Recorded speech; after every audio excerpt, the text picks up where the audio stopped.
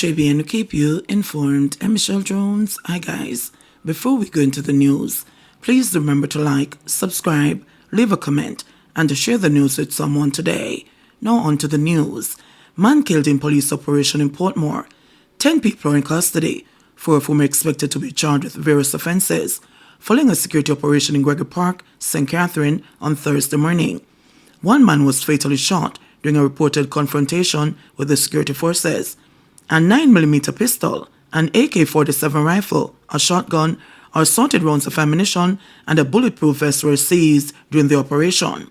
Senior Superintendent Christopher Phillips, commanding officer for the St. Catherine South Police, said over the last few weeks there have been several murders and shootings in the area. He said members of his team have also been shot at and received threats. SSP Phillips said based on intelligence gathered, the security forces went into the Caymanas Gardens area sometime after midnight.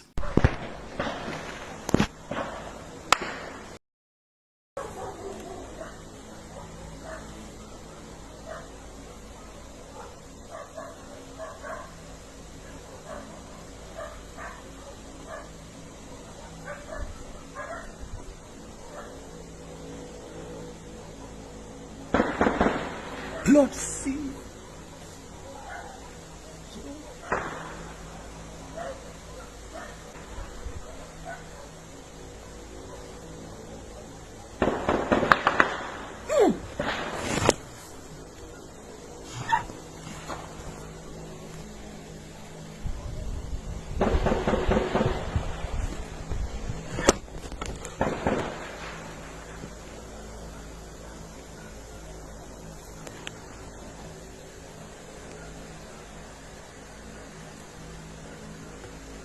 Alright, we're in the Caymanas Garden community of Gregory Park, and we're here because of an operation that started at midnight.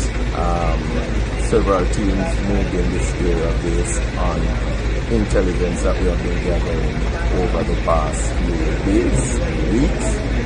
We have been having some challenges in the Gregory Park area. Several reports of shootings and murders within the general Gregory Park here.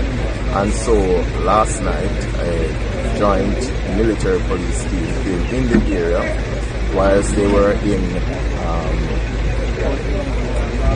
were cordoning the area. Several men ran in several directions. The pursuit was fired on, by some men in a particular house at the location. The police took evasive action and returned fire. One man was later found suffering from gunshot wounds. He was rushed to the Spanish Town Hospital. It was reported that he later pronounced dead. One 9mm pistol was taken from him.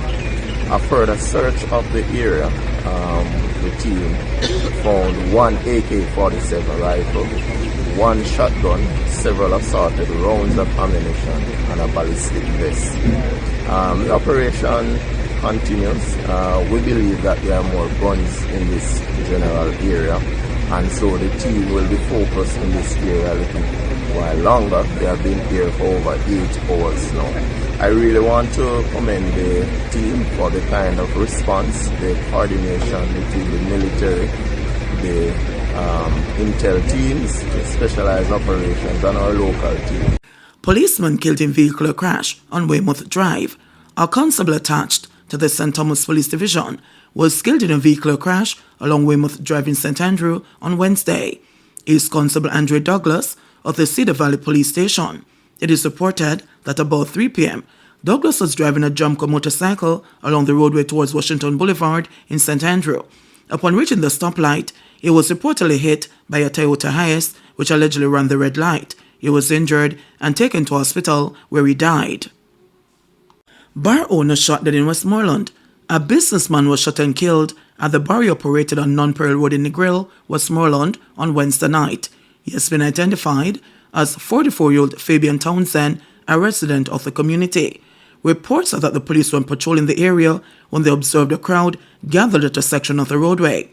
The lawman then proceeded to make checks and later discovered Townsend lying on his back inside the bar with blood coming from his mouth and what appeared to be gunshot wounds to the head and chest. He was taken to the Savlamar Public General Hospital where he was pronounced dead. Investigations are ongoing. St. Anne man under police guard in hospital following murder of his mother.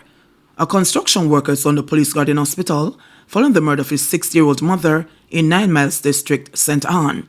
The deceased has been identified as Jennifer Tucker, a farmer of Sims Run in 9 Miles District. Tucker's 24-year-old son was said to have been behaving strangely prior to the incident, is suspected of killing her. The police say Miss Tucker was on her farm about 6:30 p.m. on Tuesday when she received a call and went to assist her son inside the house, which is located on the same property. When she did not return, her common-law husband and residents went in search of her. Miss Tucker's son was reportedly seen fleeing the family home on the approach of the search party. Miss Tucker's lifeless body was later found on the floor of the house with blood oozing from the nose and mouth. The police were alerted. Residents later set upon the young man with stones and machetes, causing injuries. He remains in hospital. A postmortem examination is to determine how Miss Tucker died. There were no visible wounds on the body. Man loses appeal against sentence for attacking and shooting his sister. A man who kicked off the door to his sister's house in 2014 and shot her several times in the presence of her 2 young children is to serve 17 years imprisonment for wounding with intent, as the Court of Appeal has ruled that the sentence was not manifestly excessive.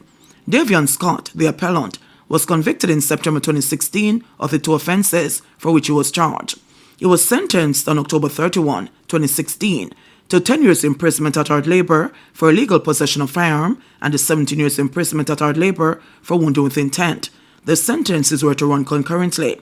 Scott appealed against his convictions and the sentences, but when the appeal came up for hearing in January, Attorney at Law Eugene Morgan indicated that Scott had instructed him to abandon the appeal against the convictions. He said Scott was only appealing the sentence in relation to the offense of wounding with intent on the basis that it was manifestly excessive. The prosecution's case was that about 11:30 p.m. on April 1, 2014, the complainant and her 2 children were at home in Spanish Town, St. Catherine, when she heard a banging on her door, which was then kicked off. Scott, who was the brother of the complainant, entered her bedroom and shot her several times. She pretended to be dead, and Scott then left the home. The complainant was taken to hospital, where she was hospitalized for 3 months and had to wear colostomy bag because of the gunshot injuries she received. Scott had given an unsworn statement at his trial, denying that he shot his sister. Morgan argued an appeal that the judge erred in not taking account of the applicant's good antecedent report, as well as the favorable social inquiry report, in granting a further reduction in sentence, and that resulted in the sentence being manifestly excessive. Senior Deputy Director of Public Prosecutions Claudette Thompson and Crown Counsel Carolyn Wright argued that although the judge may not have abided by the general principles of sentencing, the sentence of 17 years was within the established range of sentences for the offense and was not manifestly excessive. It was the court's finding that the judge, while acknowledging that the applicant had no previous convictions, did not demonstrate how he used that as a mitigating factor along the positive social inquiry report. The Court of Appeal, comprising Justice Marvin McDonald Bishop, Justice Nicole Simmons, and Justice Lorna Shelley Williams, said based on the aggravating factors would have the prevalence of this type of offending in the parish of St. Catherine in which the incident occurred. Based on the aggravating factor, we would add 7 years to the starting point, which brings us to a sentence of 24 years. A deduction of 2 years was made by the court on the account of the mitigating factors, and a further reduction of 3 years spent in pre-sentence custody, reducing the sentence to 19 years. The court then concluded that the sentence of 17 years imprisonment for wounding with intent was not manifestly excessive. Scott was ordered to serve the 17 years of wounding with intent, and both sentences are to run concurrently from October 31, 2016, when he was sentenced. Ministry already taking steps to address school security, says Troop. Director of Safety and Security in the Ministry of Education and Youth, Richard Troop, is dismissing the call made by Jamaica Teachers Association President Leighton Johnson for increased safety measures in schools. A combative Troop argued that while violent conflicts are concerning, violence in schools is a reflection of the cruelty seen in communities and at home. He said the Education Ministry recognizes its responsibility to address and reduce confrontations in schools, but maintained that it has been deploying the relevant professionals and support given its limited resources and manpower shortage. Troop went on to list a raft of mechanisms developed to address the ongoing problems. He also rubbished comments that a majority of the campaigns launched by the ministry are underdeveloped. The recognition that we have been plagued with this issue for decades. We did a national assessment of the perception of safety and security in our schools. The majority of the over 11,900 participants, students at the primary and secondary level, our principals, our teachers, our parents, have suggested that within schools they are moderately safe.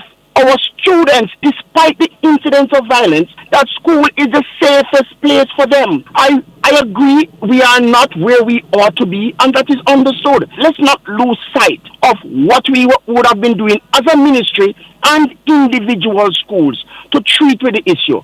It is not the norm for a community to attack a school. And where I need the conversation to go, to really say to our communities and those who were involved, these were not children who came on a compound to create this mayhem. These were adults. For me, it is a call for a deeper conversation about the state of this nation when it comes on to crime and violence, and the ease at which we will resort to violence to resolve issues. Now, no school, in all honesty, would have been prepared. And that's why we are saying to say, colleagues, let's not be hypocritical with this context. Troop was speaking in an interview on Thursday morning.